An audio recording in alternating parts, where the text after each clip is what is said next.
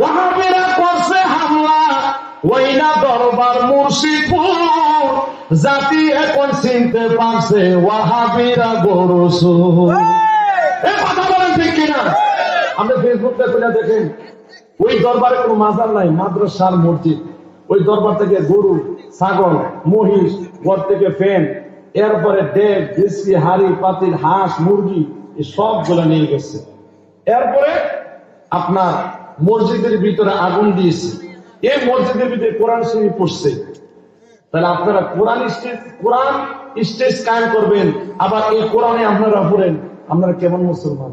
তা আমরা বুঝতে পারছি তোমরা হুসাইনি মুসলমান না, না, না, তোমরা মাইকার না, তোমরা হলো ইয়াজিদি মুসলমান। হাত তুলে বলেন ঠিক কিনা? হ্যাঁ, তুলে বলেন ঠিক না বেশি?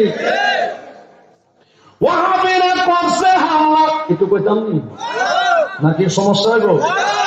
ওইনা দরবার মুর্শিদপুর, জাতি এখন চিনতে পারছে ওয়াহাবিরা ছাগল চোর, জাতি এখন চিনতে পারছে ওয়াহাবিরা মহিষ চোর।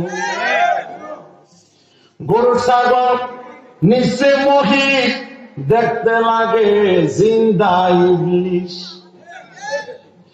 গরু ছাগল নিচে মহিষ, দেখতে লাগে জিন্দা ইবলিশ।